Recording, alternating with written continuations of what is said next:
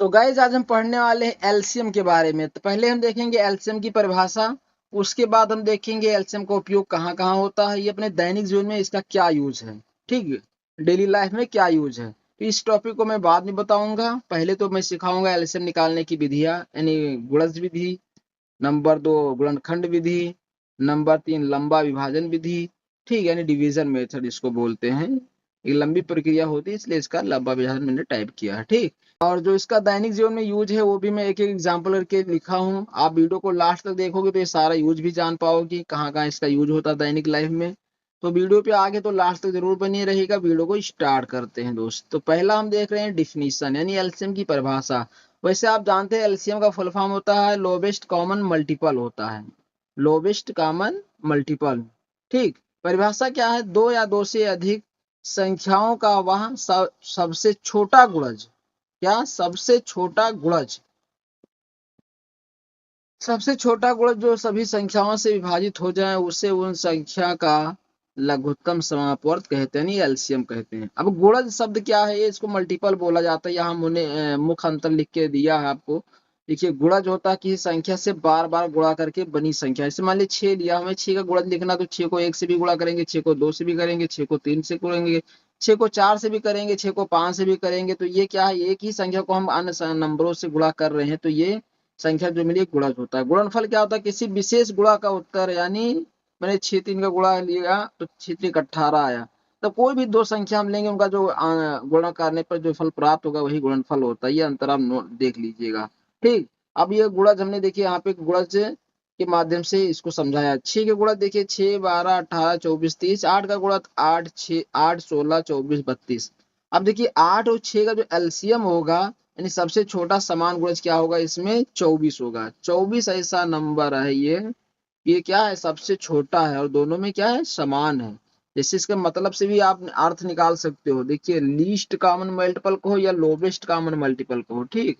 Common का मतलब होता है उभयनिष्ठ, कॉमन का मतलब क्या होता है, उभयनिष्ठ होता है, ठीक। तो जो उभयनिष्ठ हो, ये 24 क्या यहाँ भी और यहाँ भी क्या, दोनों में कॉमन है, इसलिए इसका क्या हो गया, ये एलसीएम हो गया, सबसे छोटा समान गुणज हो गया। तो ये इसका एलसीएम 24 आया, ठीक। एक लाइन में इसकी परिभाषा अगर देखें तो एलसीएम वह सबसे छोटी संख्या है जो इसमें सभी दी गई संख्याएं पूरी तरह से भाग जाती हैं, यानी विभाजित हो जाती है। देखिए जो हमने 24 निकाल लिया, ये 24 24 ऐसा नंबर है सबसे छोटा, दो संख्याओं का ऐसा सबसे छोटा उभयनिष्ठ गुणनखंड है। इसको हम 6 से और 8 से पूर्णतया विभाजित कर सकते हैं, ठीक।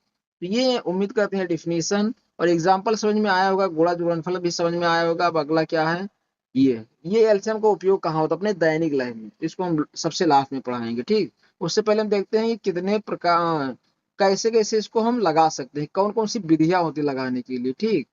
तो ये देखिए पहला विधि है गुणज विधि। क्या है, गुणज विधि। तो पहले तीन का, मान लीजिए 3 5 का मुझे एलसीएम निकालना है, ठीक।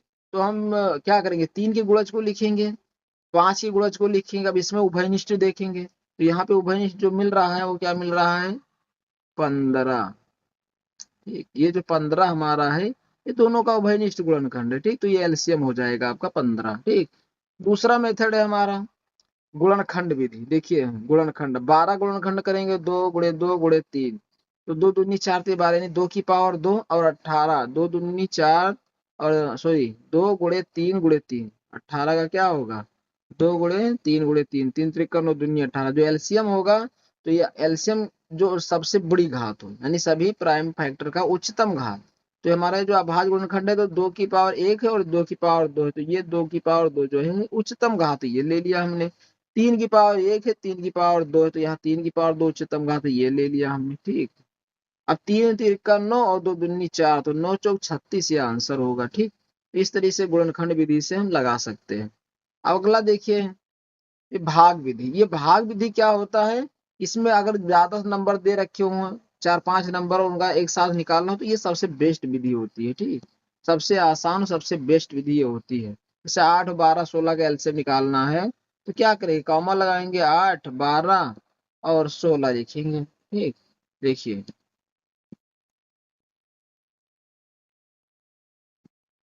अब यहाँ हमने लिख दिया 12 और लिख दिया 16, ठीक।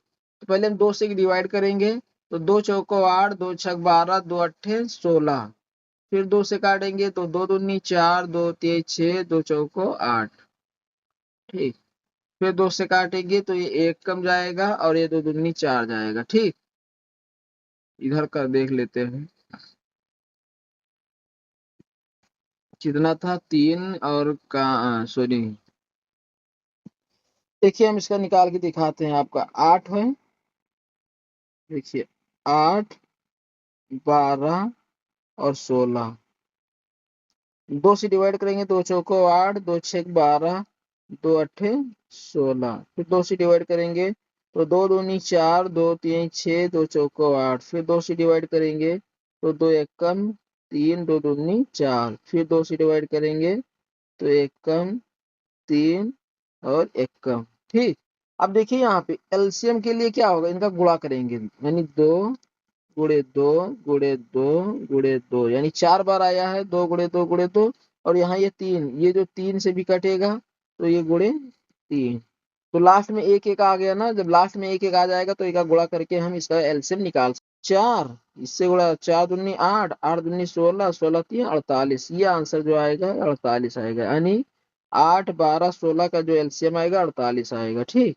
इस तरीके से इसको हम लगा सकते हैं। अब गुणज के उपयोग देखिए कहाँ कहाँ होता है, वहाँ घंटिया या मशीनों में। मान लो एक घंटी हर 4 मिनट में बजती है, ठीक, और दूसरी घंटी 6 मिनट में बजती है, तो दोनों कब एक साथ बजेंगी, तो क्या करेंगे, 4 और 6 का क्या निकालेंगे, एलसीएम निकालेंगे, जो आएगा 12, यानी 12 मिनट के बाद ये घंटियां क्या करेंगी, एक साथ बजेंगी। ठीक, तो इस तरीके से ये उपयोग हो गया। और उपयोग देखिए, स्कूल का पीरियड का टाइम, मान लीजिए कि एक पीरियड 40 मिनट का है और एक पीरियड एक्टिविटी क्लास का 30 मिनट का है। अब दोनों कब एक साथ खत्म होंगे, तो 30 और 40 का क्या करेंगे, एलसीएम निकालेंगे 30 40 का, इसका एलसीएम जो आएगा वो 120, यानी 120 मिनट बाद, यानी 120 यानी 2 घंटे बाद दोनों एक साथ खत्म होंगे। इस तरीका इसका उपयोग है दैनिक जीवन में। और देखिए, भिन्नों के जोड़ने भी काम आता है, इनका हर बराबर करने में। ठीक, हर बराबर 3 और 6, इनका एलसीएम निकाल करके हर इक्वल करते हैं, फिर उसको जोड़ते हैं। इस तरीके से इसका उपयोग किया जाता है। खेल कूद का उदाहरण देख लीजिए, एक खिलाड़ी जो है 12वें दिन बाद प्रैक्टिस करता है और दूसरा 18 दिन बाद प्रैक्टिस करता है। अब दोनों एक साथ का प्रैक्टिस करेंगे, इस प्रकार का जो एग्जाम्पल होता है तो उसमें एलसीएम ही लगाया जाता है। एलसीएम निकाल लेंगे, 12 18 का जो एलसीएम आएगा 36, यानी दोनों 36 दिन बाद एक साथ प्रैक्टिस करेंगे। तो दोस्तों उम्मीद करते हैं कि ये वीडियो आपको पसंद आई होगी। वीडियो पसंद आई तो लाइक कीजिए और चैनल को सब्सक्राइब कीजिए ऐसे लेटेस्ट वीडियो पाने के लिए। मैंने सारा एग्जाम्पल, सारा डिटेल कवर कर लिया एलसीएम के बारे में। तो दोस्त वीडियो को लाइक करना ना भूलें। मिलते हैं अगली वीडियो में नए टॉपिक के साथ। Bye bye, take care.